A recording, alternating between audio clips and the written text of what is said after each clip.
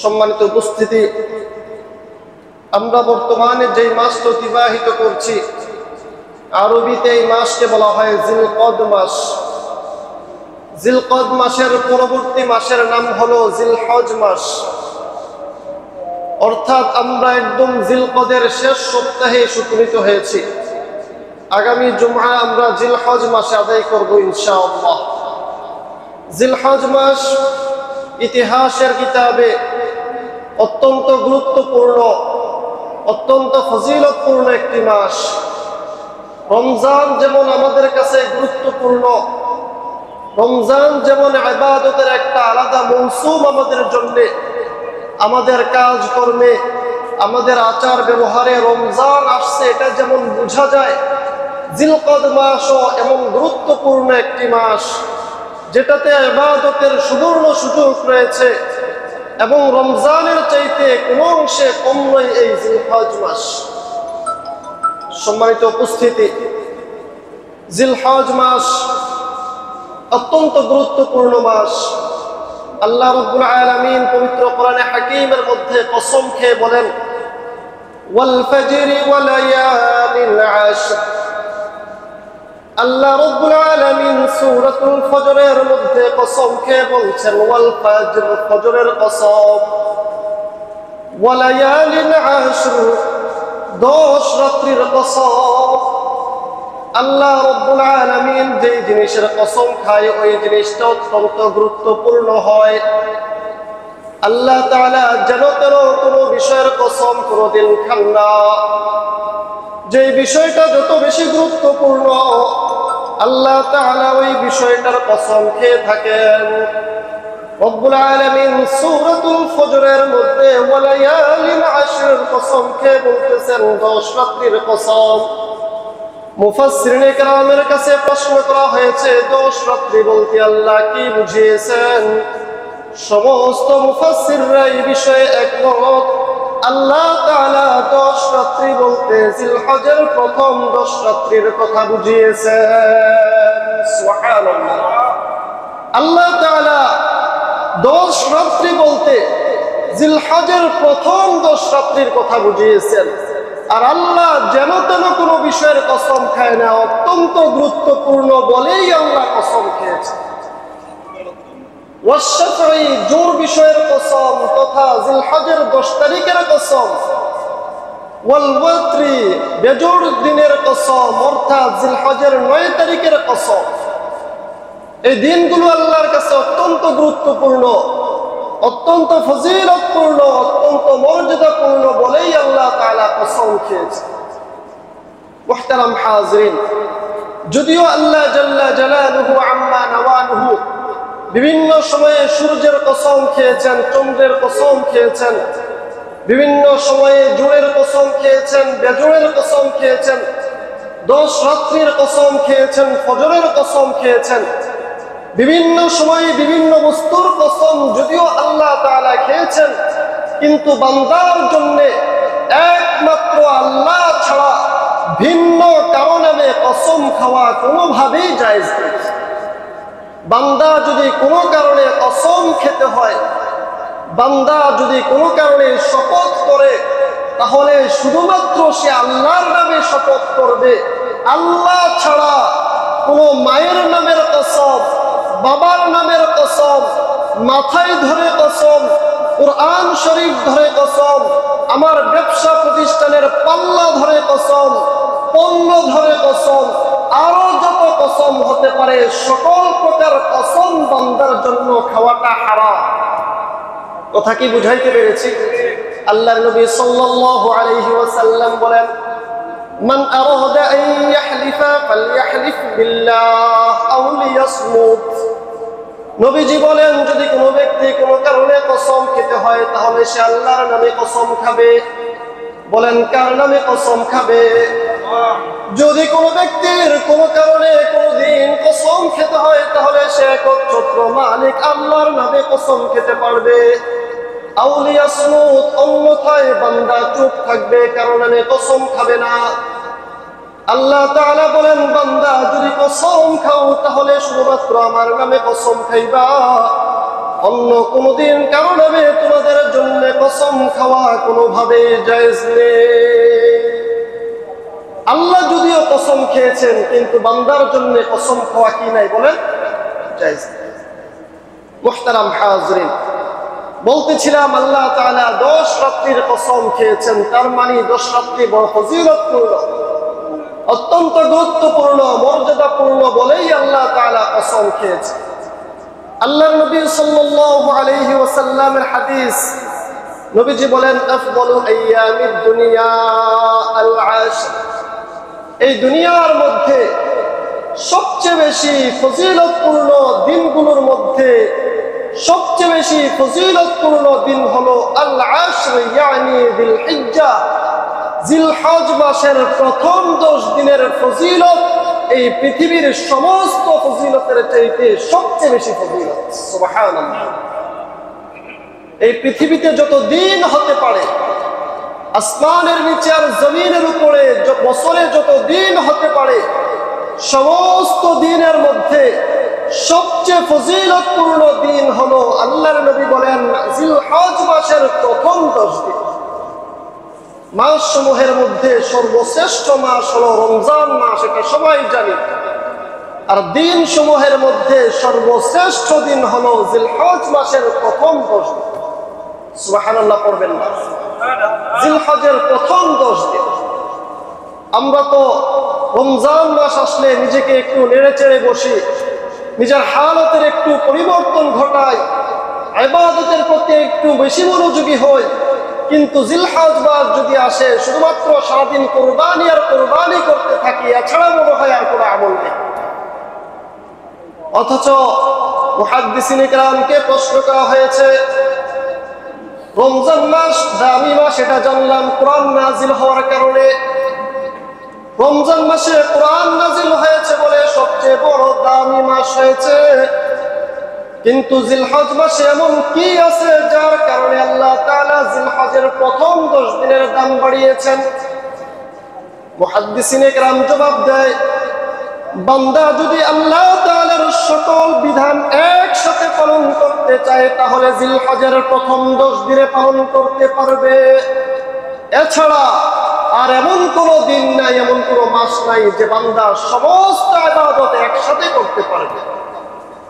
এই 10 দিন চাইলে বান্দা নামাজ পড়তে পারবে, এই 10 দিন চাইলে বান্দা কালিমার জিকির করতে পারবে, এই 10 দিন চাইলে বান্দা যাকাত আদায় করতে পারবে, এই 10 দিন চাইলে বান্দা সিয়াম সাধনা করতে পারবে, এই 10 দিন চাইলে বান্দা হজ্জে বাইতুল্লাহ পালন করতে পারবে, এই 10 দিন চাইলে বান্দা কুরবানি পালন করতে পারবে।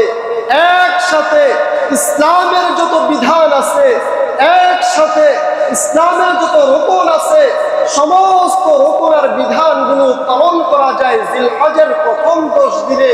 এজন্যই এর দাম আল্লাহর কাছে অনেক বেশি। সুবহানাল্লাহ। আল্লাহর নবী বলেন, আফজালু আইয়ামিদ দুনিয়া আল আশর, ইয়ানি যিলহিজ্জা, দুনিয়ার মধ্যে যত দিন হতে পারে, সমস্ত দিনের মধ্যে সবচেয়ে ফজিলতপূর্ণ সর্বোত্তম দিন হলো জিলহজের প্রথম 10 দিন। কিলা ওয়ালা মিথলুহুন্না ফি সাবিলিল্লাহ, আল্লাহর নবীকে সাহাবীরা প্রশ্ন করে বসলো, গো আল্লাহর নবী, জিহাদের ময়দানে জিহাদ করাও কি আর সমপরিমাণ সওয়াব হবে না? এই 10 দিন ইবাদত করলে যেই পরিমাণ সওয়াব হবে, জিহাদের ময়দানে যদি যুদ্ধ করে তখনও কি সেই পরিমাণ সওয়াব হবে না? আল্লাহর নবী জবাব দিয়া বলে, ওয়ালা মিথলুহুন্না ফি সাবিলিল্লাহ, জিহাদের ময়দানেও তো সেই সমপরিমাণ সওয়াব হবে না। ইল্লা রাজুলুন উফিরা ওয়াজহুহু বিত-তুরাব, তবে যেই বান্দা জিহাদের ময়দানে গিয়ে শাহাদাতের অমীয় সুধা পান করেছে, শাহাদাতের মর্যাদা লাভ করেছে, তার ব্যাপারটা ভিন্ন। ওই শাহাদাত, যে ব্যক্তি শাহাদাতের অমীয় সুধা পান করেছে, শাহাদাতের মর্যাদা লাভ করেছে, সে ব্যতীত আর যত ইবাদত হতে পারে, আর যা কিছু হতে পারে, সব কিছুর চাইতে সবচেয়ে উত্তম হলো এই 10 দিনে ইবাদত। সুবহানাল্লাহ। মুহতারাম হাজরিন, এজন্য এই যে সামনে আমাদের মাঝে 10 দিন আসছে, আজকে জিলকদ মাসের 24 তারিখ, আগামী বৃহস্পতিবার কিংবা বুধবার থেকে আমাদের এই জিলহজ মাস শুরু হবে। আল্লাহ চাহে তো জুনের 7 তারিখে আমরা পবিত্র ঈদুল আজহা উদযাপন করব ইনশাআল্লাহ। এই যে সামনে আমাদের জিলহজ মাস আসতেছে, একজন মুমিন হিসেবে আমাদের উচিত রমজানকে যেমন গুরুত্ব দেই আমরা, রমজানকে যেমন আমরা নিজের জীবনের একটা মূল্যবান ইবাদতের মাস মনে করে থাকি, ঠিক তদ্রূপ ভাবে এই জিলহজ মাসটাকেও গুরুত্ব দেওয়া। এই জিলহজ মাসেও আমাদের জন্য গুরুত্বটা আরো বেশি বেড়ে যায়। আরব দেশে বিভিন্ন বাসা বাড়িতে, বিভিন্ন দোকানপাটে, বিভিন্ন লোকালয়গুলোতে মৃদু আওয়াজে তারা তাকবীরের ধ্বনি শুরু করে দেয়। সব জায়গায় তাকবীরের ধ্বনি চলতে থাকে, মানুষকে বুঝাইতে থাকে এখন সময়টা হলো তাকবীর বলার, এখন সময়টা হলো আল্লাহর নামকে বুলন্দ করার, এখন সময় হলো আল্লাহর বিধানগুলোকে পালন করার। সমস্ত মানুষের কানে কানে যেন, সমস্ত মানুষের কর্ণকুহরে যেন এই সংবাদ পৌঁছে যায়। এজন্য বাসা বাড়ি দোকানপাট সব জায়গায় তারা মৃদু আওয়াজে তাকবীরের ধ্বনিকে চালু করে দেয়। মুহতারাম হাজরিন, এজন্য আমাদের উচিত এই 10 দিনকে অবশ্যই আমাদের জন্য গুরুত্ব দেওয়া হয়। আল্লাহ নবী সাল্লাল্লাহু আলাইহি ওয়াসাল্লাম অপর হাদিসের মধ্যে বলেন, মা মিন আইয়ামিন আফদালু ইনদাল্লাহি মিন আইয়ামি আশরিন যিলহিজ্জাহ, জিলহজ মাসের প্রথম 10 দিন আসমানের নিচে আর জমিনের উপরে সবচেয়ে দামি দিন। সুবহানাল্লাহ, এত আস্তে সুবহানাল্লাহ। আসমানের নিচে আর জমিনের উপরে যত দিন হতে পারে, সমস্ত দিনের মধ্যে সবচেয়ে সর্বোত্তম দিন হলো জিলহজের প্রথম 10 দিন। সুবহানাল্লাহ। এই দশকে ইবাদত করাটা আল্লাহর কাছে সবচেয়ে প্রিয়। আল্লাহর নবী বলেন, মা মিন আইয়ামিন আল আমালুস সালিহু ফীহি আহাব্বু ইলা আল্লাহি আযজা ওয়া জাল্লা মিন হাযিহিল আইয়াম, ইয়ানি আইয়ামুল আশর। আল্লাহর কাছে জিলহজ মাসের প্রথম 10 দিনে ইবাদত করাটা সবচেয়ে প্রিয়, সবচেয়ে প্রিয়। সুবহানাল্লাহ, সবচেয়ে প্রিয় আল্লাহর কাছে। এজন্য মুহতারাম হাজরিন, এই 10 দিনে আমরা বিশেষত 11টি আমল করতে পারি। একটু আওয়াজ করে বলেন তো, এই 10 দিনে আমরা কয়টা আমল করতে পারি? আর একটু জোরে বলেন, এই 10 দিনে কয়টা আমল করতে পারি? এই 10 দিনে বান্দা চাইলে 11টা আমল দৈনিক করতে পারে। 1 নাম্বার, অধিক হারে আল্লাহর জিকির করা। বলেন, অধিক হারে আল্লাহর কি করা? আল্লাহর জিকির করা, অধিক হারে আল্লাহকে স্মরণ করা। সুবহানাল্লাহ, আলহামদুলিল্লাহ, ওয়া লা ইলাহা ইল্লাল্লাহু ওয়াল্লাহু আকবার। আল্লাহর যত জিকির হতে পারে সমস্ত জিকির গুলোকে বাড়িয়ে দেওয়া। আল্লাহ তাআলা পবিত্র কোরআনের মধ্যে বলেন, ওয়াযকুরু ফি আইয়ামিন মা'লুমাত। এই দুনিয়ার মানুষ, নির্দিষ্ট দিনগুলোতে তোমরা আল্লাহকে স্মরণ করো, নির্দিষ্ট দিনগুলোতে তোমরা আল্লাহর নামের জিকির করো। মুফাসসিরিন ইকরামকে প্রশ্ন করা হয়েছে, নির্দিষ্ট দিন বলতে আল্লাহ কি বুঝিয়েছেন? সমস্ত মুফাসসিররা এই বিষয়ে একমত পোষণ করেছেন। সবাই বলেন, নির্দিষ্ট দিন বলতে আল্লাহ তাআলা জিলহজ মাসের প্রথম 10 দিনকে বুঝিয়েছেন। বান্দা যেন জিলহজ মাসের প্রথম 10 দিনে আল্লাহকে অধিক বেশি স্মরণ করেন, এই কথাটাই আল্লাহ তাআলা কোরআনের মধ্যে উল্লেখ করে দিয়েছেন। সুবহানাল্লাহ। ওয়াযকুরু ফি আইয়ামিন মা'লুমাত, নির্দিষ্ট দিন সমূহে তোমরা আল্লাহকে স্মরণ করো, আল্লাহর নামের জিকির বেশি থেকে বেশি করো। তাহলে 1 নাম্বার আমল আমরা জিকির করতে পারি।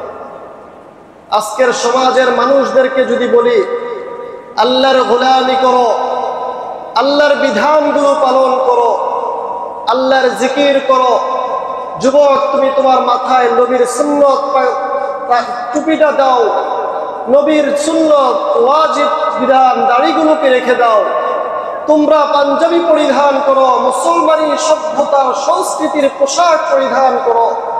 তখন যুবক বলে লজ্জা লাগে, লজ্জার কারণে যুবক দাড়ি রাখতে পারে না, সমাজ কি বলবে? লজ্জার কারণে যুবক হাতে তাসবিহ রাখতে পারে না, সমাজ তাকে হেয় প্রতিপন্ন করবে। লজ্জার কারণে যুবক মাথায় টুপি রাখতে পারে না, সমাজ তাকে বিভিন্ন ধরনের বিদ্রুপ মন্তব্য করবে। অথচ এই যুবক যদি রাস্তায় হাঁটে তখন ধূমপান নিয়ে প্রকাশ্যে হারাম কাজ করতে থাকে, তখন তার লজ্জা লাগে না। কথা বলেন ঠিক কি? প্রকাশ্যে ধূমপান করতেছে, প্রকাশ্যে দাড়ি সেচে হারাম কাজে সে লিপ্ত হচ্ছে, তখন তার লজ্জা লাগে না, তখন লজ্জা তার হয় না। লজ্জা হয় তার হাতে তাসবিহ রাখলে, লজ্জা হয় তার মাথায় টুপি দিলে, লজ্জা হয় তার মুসলমানি সভ্যতার সংস্কৃতির পোশাক পরলে, তখন তার লজ্জা হয়। শুনে রাখেন, আল্লাহর নবী বলেন, ইদা সাররাতকা হাসানাতুকা ওয়া সাআতকা সাইয়্যাতুকা ফাআনতা মুমিন। মুমিন তুমি তখন হবে যখন তোমার নেক কাজ তোমাকে আনন্দিত করবে, যখন তোমার খারাপ কাজ তোমাকে ব্যথিত করবে, তখন তুমি মুমিন হবে। যদি তোমার নেক কাজ তোমাকে আনন্দিত না করে, তোমার খারাপ কাজ যদি তোমাকে ব্যথিত না করে, তুমি মুমিন হবে না, টাটকা একটা মুনাফিক। তুমি মুমিন না, তখন টাটকা একটা মুনাফিক। যদি তোমার নেক কাজ তোমাকে আনন্দিত করে, ইদা সাররাতকা হাসানাতুক, যদি তোমার হাসান কাজগুলো তোমাকে আনন্দিত করে, ওয়া সাআতকা সাইয়্যাতুক, আর তোমার খারাপ কাজ তোমাকে ব্যথিত করে, দাড়িগুলো কেটে ফেললাম, আল্লাহর ওয়াজিব বিধান লঙ্ঘন করলাম, আল্লাহ তো আমাকে শাস্তি দিবে, মনে মনে যদি সে ব্যথিত হয়, আল্লাহর কোনো বিধান ছুটে গেলে তার ভিতরে যদি কষ্ট অনুভব হয়, তখন তাকে মুমিন বলবে। আর যার নেক কাজ তাকে আনন্দিত করে না, যার খারাপ কাজ তাকে আনন্দিত করে, সে কোনদিন মুমিন হতে পারে না, সে টাটকা একটা মুনাফিক হবে। কথা বলেন ঠিক কি? আল্লাহর নবী নিজে বলেন, ইদা সাররাতকা হাসানাতু ওয়া সাআতকা সাইয়্যাতু ফাআনতা মুমিন। মুহতারাম হাজিরিন, এজন্য আমার নিজেকে নিজের প্রশ্ন করা দরকার, নেক কাজ আমাকে আনন্দিত করে কিনা, ভালো কাজ আমাকে আনন্দিত করে কিনা, আমার ভিতরে খুশি অনুভব হয় কিনা। আমি যে আল্লাহর বিধানগুলোকে লঙ্ঘন করলাম, দিনের পরে দিন যায়, আমি ফজরে কোনোদিন উপস্থিত হতে পারি না, মাসের পরে মাস যায়, আমি কোরআনের এক পৃষ্ঠা তেলাওয়াত করি না, মাসের পরে মাস যায়, আমি একটা সিয়াম পালন করি না। এই যে আমার ভিতরে কত ধরনের হেরফের আসতেছে, আল্লাহর কত বিধান আমি লঙ্ঘন করছি, নিজেকে জিজ্ঞেস করেন আপনার মনের হালত, আপনার কষ্ট অনুভব হয় কিনা, আপনার কষ্ট লাগে কিনা। 10টা টাকা রিক্সাওয়ালাকে বেশি দিলেই কষ্ট লাগে ভিতরে, 10টা টাকা পণ্যের দাম বেশি চাইলে ভিতরে কষ্ট লাগে, অযথায় 10টা টাকা বেশি খরচ হলেই কলিজাটা কামড় দিয়ে ওঠে। আর আপনি যে দিনের পরে দিন আল্লাহর হাজারো বিধান লঙ্ঘন করছেন, আপনার ভিতরে কয়দিন কামড় দিয়েছে, আপনার কলিজায় কয়দিন কামড় দিয়েছে, আপনার কলিজাকে জিজ্ঞেস করা দরকার। তাহলে বলতেছিলাম, জিলহজ মাসের প্রথম 10 দিনের 1 নম্বর আমল হলো অধিক হারে আল্লাহর জিকির করা। আল্লাহ বলেন, ওয়াযকুরু ফি আইয়ামিন মা'লুমাত, জিলহজের প্রথম 10 দিনে তোমরা আল্লাহর জিকিরটাকে বাড়িয়ে দাও। আল্লাহ তাআলা কোরআনে হাকীমের উপর জায়গায় বলেন, আলা বিযিকরিল্লাহি তাতমাইন্নুল কুলুব। এরে দুনিয়ার মানুষ, খুব ভালো করে শুনে রাখো, দুনিয়ার জগতে শান্তির জন্য কখনো কখনো চাকরি করো, শান্তির জন্য কখনো কখনো ব্যবসা করো, শান্তির জন্য কখনো কখনো কক্সবাজারে ছুটে যাও, শান্তির জন্য কখনো কখনো এদিক সেদিক ঘুরতে যাও, শান্তির জন্য দুনিয়াতে কত কিছুই না করো। অথচ যে মালিক তোমাকে বানাইছে, সে মালিক ডাক দিয়া বলে, আলা বিযিকরিল্লাহ, যদি আল্লাহর জিকির বাড়িয়ে দাও, যদি মালিকের তাসবিহের আমলকে বাড়িয়ে দাও, তাতমাইন্নুল কুলুব, তোমার হৃদয়টাকে শান্তি দিয়ে আল্লাহ ভরে দিবেন। সুবহানাল্লাহ। যদি মালিকের জিকির বাড়িয়ে দাও, হৃদয়টা শান্তি দিয়ে ভরপুর হয়ে যাবে। আজকের পশ্চিমা বিশ্বে আত্মহত্যার প্রবণতা তাদের দেশে বেশি। আত্মহত্যা করার জন্য তারা মেশিন পর্যন্ত আবিষ্কার করে আত্মহত্যা দিন দিন তাদের দেশে বৃদ্ধি পাচ্ছে। ওই আত্মহত্যার প্রবণতা আমার দেশেও দিন দিন বৃদ্ধি পাচ্ছে। এই যে মানুষের হৃদয়ের মধ্যে শান্তি নেই, অথচ তাদের কাছে নারী বলেন সবচেয়ে বেশি আছে, তাদের কাছে সম্পদ বলেন কোনোটার অভাব নাই, ভোগ বিলাসের যত বস্তু আছে সব কিছু পাওয়ার পরেও তারা আত্মহত্যার প্রবণতা এত বেশি কেন? মেশিন পর্যন্ত আবিষ্কার করতে হয় কেন? রব বলেন শান্তি রেখেছি আমার জিকিরের মধ্যে, শান্তি রেখেছিলাম কোরআন তেলাওয়াতের মধ্যে, শান্তি রেখেছি আমার সিজদার মধ্যে। ওরা যখন আমার সিজদাই দিবে না, ওরা যখন আমার কোরআন মানবে না, তখন ওরা শান্তি পাবে কোত্থেকে?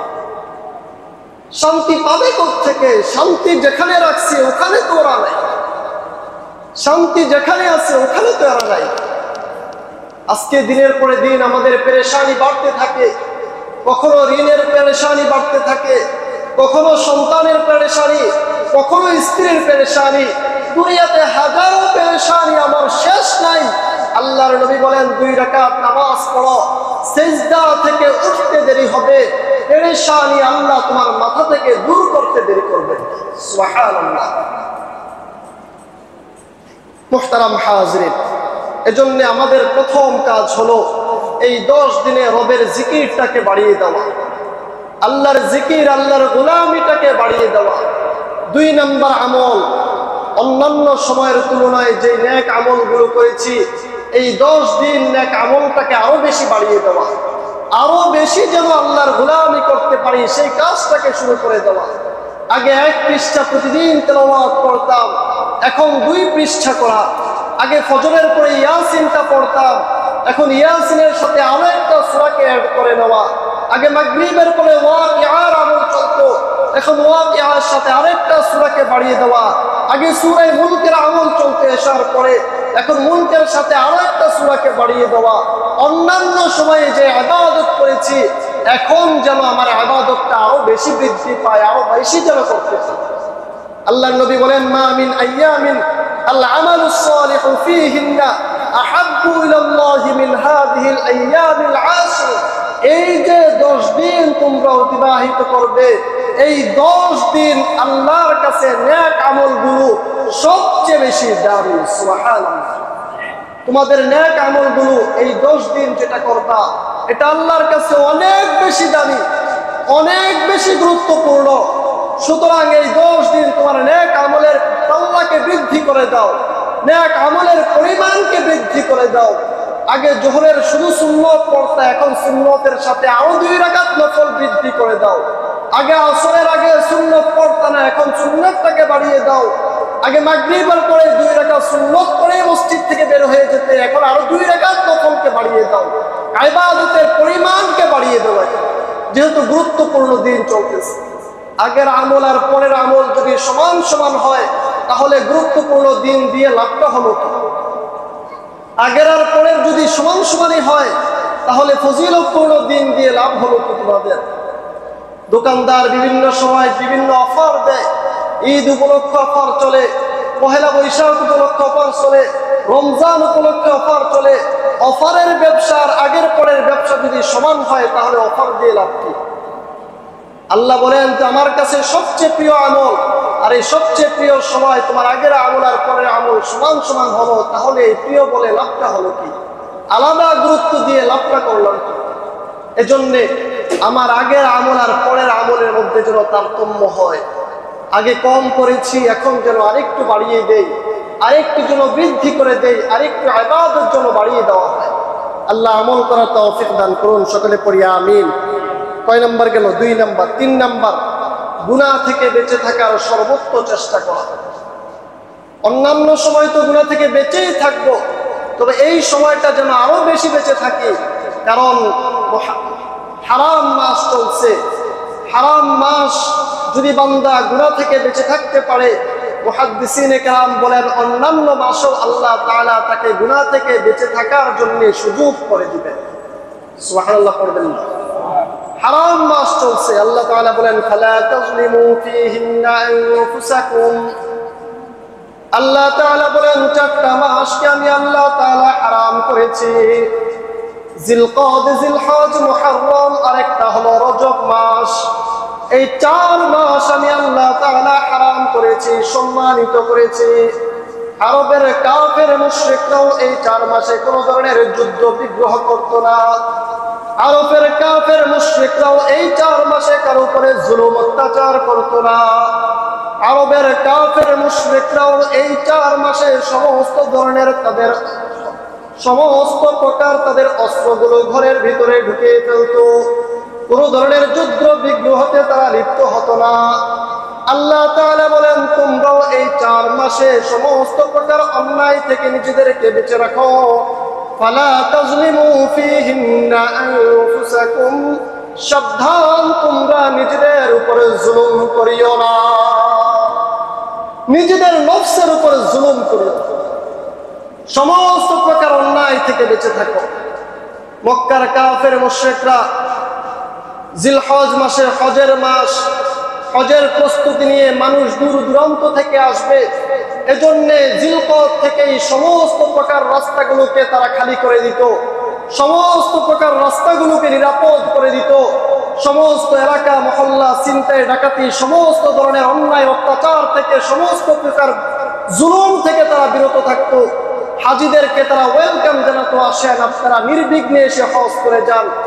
1 মাস পূর্বে তারা হজের জন্য রওনা করে আসতো, আবার তারা হজ করে 1 মাস যেন তাদের বাড়িতে নির্বিঘ্নে ফিরতে পারে, এজন্য সকল প্রকার যুদ্ধ বিগ্রহ থেকে নিজেদেরকে বিরত রাখে। মুহতারাম হাজরিন, হারাম মাস যেহেতু চলছে, ফালা তাজলিমু ফীহিন্না আনফুসাকুম, তোমরা তোমাদের নিজেদের নফসের উপর জুলুম করিও না। অর্থাৎ গুনাহগাতা যত আছে সমস্ত কিছু থেকে নিজের নফসকে বিরত রাখো, সকল প্রকার অন্যায় অনাচার অত্যাচার থেকে নিজেদেরকে বিরত রাখো। এটাই হলো সম্মানিত মাসের করণীয়। আল্লাহ তাআলা আমল করার তৌফিক দান করুন, সকলে পড়ি আমিন। 4 নাম্বার, যারা সামর্থ্যবান, যাদের সামর্থ্য রয়েছে তারা হজ করব। আল্লাহ তাআলা বলেন ওয়ালিল্লাহি আলান নাসি হিজ্জুল বাইতি মান ইসতাতাআ ইলাইহি সাবিলা। যাদেরকে আল্লাহ তাআলা সামর্থ্য দিয়েছে, যাদেরকে আল্লাহ তাআলা অর্থনৈতিক অবস্থা, শরীর স্বাস্থ্য ভালো রেখেছে, তারা যেন আল্লাহর ঘরের হজ করে। আল্লাহর নবী বলেন মান আরাদাল হজ্জা ফালাম ইয়ারফুস ওয়া লাম ইয়াফসুক রাজা'a কায়াউমিন ওয়ালাদাতহু উম্মুহু। যে ব্যক্তি একমাত্র আল্লাহর জন্য হজ করলো এবং হজে গিয়ে সমস্ত প্রকার অন্যায় থেকে নিজেকে বিরত রাখলো, রাজা'a কায়াউমিন ওয়ালাদাতহু উম্মুহু, ওই ব্যক্তি যেন ওই হজ্জে বাইতুল্লাহ শেষ করে তার দেশে এমন ভাবে ফিরলো যেন তার মা তাকে মাত্রই প্রসব করেছে। সুবহানাল্লাহ, যেন তার মা তাকে মাত্র প্রসব করেছে। যখন মায়ের পেট থেকে প্রসব হয়েছে, কোনো গুনাহ ছিল না, কোনো অন্যায় অপরাধ ছিল না, একদম মাসুম নিষ্পাপ হয়ে দুনিয়াতে এসেছিলাম। আল্লাহর নবী বলেন ঠিক তদ্রূপ ভাবে বান্দা যখন হজ করে ফিরবে, নিষ্পাপ মাসুম বাচ্চা হয়ে তারপরে সে তার দেশে ফিরবে। সুবহানাল্লাহ। এজন্য যাদের সামর্থ্য আছে, সামর্থ্যবান যারা, তারা আমরা অবশ্যই হজ করবো ইনশাআল্লাহ। 5 নাম্বার, সামর্থ্যবান ব্যক্তিরা কুরবানি করা। বলেন 5 নাম্বার, সামর্থ্যবান ব্যক্তিরা কি করা? কুরবানি করা। আল্লাহ তাআলা বলেন ফাসাল্লি লিরাব্বিকা ওয়ানহার, তুমি তোমার রবের জন্য নামাজ পড়ো, ওয়ানহার, এবং তোমার রবের জন্যই কুরবানি করো। কুরবানি কার জন্য করা? আরো আসতে বলেন, আরো আসতে বলেন। আল্লাহর জন্য কুরবানি করা। আমরা তো মনে করি হায় হায় যদি গরুটা বড় না হয় তাহলে সোসাইটি কি বলবে, যদি ভাগে কুরবানি দেই তাহলে সমাজ কি বলবে, আরো কত কত চিন্তা চেতনা। ঈদের পরে মেয়েটাকে বিয়ে দিব, গোষ্ঠের প্রয়োজন, তাহলে ভাগ একটা বাড়িয়ে নেই। ঈদের পরে ছেলের শ্বশুর বাড়ি থেকে মেহমান আসবে, ভাগ আরেকটা বাড়িয়ে নেই। এই যে বিভিন্ন চিন্তা চেতনা লালন করে তারপরে কুরবানি করি, এই সমস্ত কোরবানি দরকার আছে আল্লাহ। আল্লাহ বলেন ফাসাল্লি লিরাব্বিকা ওয়ানহার, তোমার রবের জন্য নামাজ পড়ো এবং শুধুমাত্র তোমার রবের জন্যই কোরবানি করো। আল্লাহ তাআলা আমাদেরকে তৌফিক দান করুন, সকলে পড়ি আমিন। 6 নাম্বার, আমরা যারা কোরবানি করব কিংবা যারা কোরবানি করব না, উভয় শ্রেণীর মানুষ জিলহজ মাসের চাঁদ দেখার পর থেকে নিয়ে কোরবানির পশু জবাই করা পর্যন্ত হাত পায়ের নখ, নাভির নিজের অপঞ্চিত পশম, মুছ, মাথার চুল যা কিছু হতে পারে সব কিছু কাটা থেকে নিজেকে বিরত রাখবে। কথা কি বুঝাইতে পেরেছি? জিলহজ মাসের চাঁদ যখন উঠবে তখন থেকে নিয়ে কোরবানির পশু জবাই পর্যন্ত আমার সব কিছু শরীর থেকে কাটা থেকে বিরত থাকবে। যদি কাটতেই হয় তাহলে জিলহজের চাঁদ দেখার আগেই কেটে ফেলবো আর কোরবানির পরে কাটবো। মাঝখানের যেই 10 দিন, এই 10 দিন আমার সমস্ত কিছু কাটা থেকে নিজেকে বিরত রাখবে। আল্লাহর নবী সাল্লাল্লাহু আলাইহি ওয়াসাল্লাম হাদিসের মধ্যে বলেন ইদা রাআইতুমুল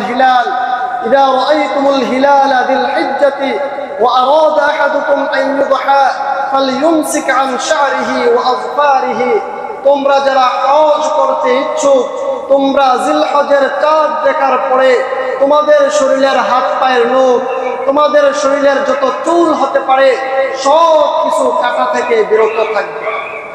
অপর হাদিসে নবী বলেন যারা কোরবানি করবে না তারাও এই কাজটা তোমরা করবে, সব কিছু কাটা থেকে বিরত থাকবে। মুহাদ্দিসিনে কেরামের একদল বলেন তোমাদের ঘরের যারা শিশু আছে, নাবালেগ বাচ্চা আছে, তাদেরও পর্যন্ত হাত পায়ের নখ, চুল এগুলো কাটা থেকে তোমরা বিরত থাকবে।